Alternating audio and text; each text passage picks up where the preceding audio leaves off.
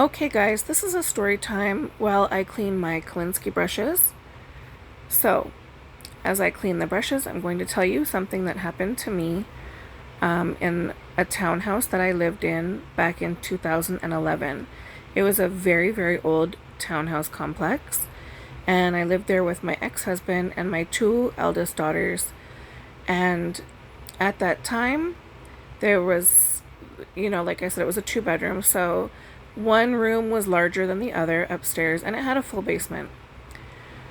So the two girls, aged at that time 13 and 15, were in the biggest bedroom, and they had a walk-in closet, everything. They were in that room for a really long time, and nothing ever bothered them. And my husband and I were in the much, much smaller room next door. Well, they decided as teenagers they wanted the basement. So we fixed up the whole basement, and we loved the opportunity of having a larger bedroom, so that was great for us. So we fixed up the basement into like a teenager's paradise, and off they went. They moved down to the basement, and we gladly moved into the very large bedroom that they were in. Now, my husband and I did not sleep in the room at the same time because I worked day shift and he worked night shift. So, while I was sleeping one night, leading up to this particular moment, there was a couple of things here and there, like something would fall or the light would flicker, but I really didn't pay it any mind because I didn't want to spook myself, and I knew that the girls were in that room for a long time and nothing ever happened to them.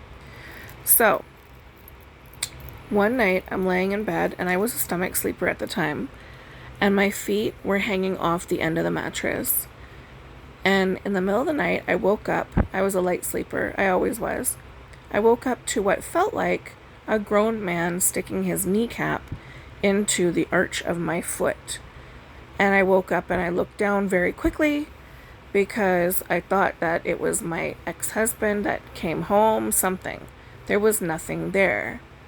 Kind of creeped me out at first, but also, like, I had been waiting to hear from my dad, who had passed away the February before that, and I kind of had a feeling it might have been him.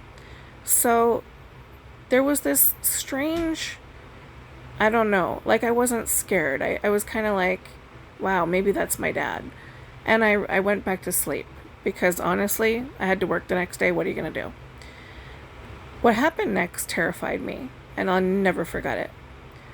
I went back to sleep, still laying on my stomach, and all of a sudden, something sat on my back and weighed me down into the bed, and that woke me up. I had just fallen back asleep, and it was so heavy, so heavy. It felt like a grown man was sitting on my back, and I woke up to myself forcing out, get the fuck off of me. And then I felt like this lift, and it was like whoosh, and it was gone, and there was nothing in that room, and I was freaked out. I got up, I turned the light on, and I kept it on for the rest of the night, and I slept with the light on every single night until I met with a psychic. I knew I was going to a psychic party. I couldn't wait to tell her about it. And when I did finally get my turn at the psychic party, and I told her that the girls were in that room for a long time, nothing ever happened to them, but this is what had happened to me, her face was not what I was expecting. She looked mortified. She said that what was in my room was a very dark entity that did not want me in there. It wanted the children back. It enjoyed having the children in there. It wanted me to leave, and it wanted my children back. That scared the shit out of me.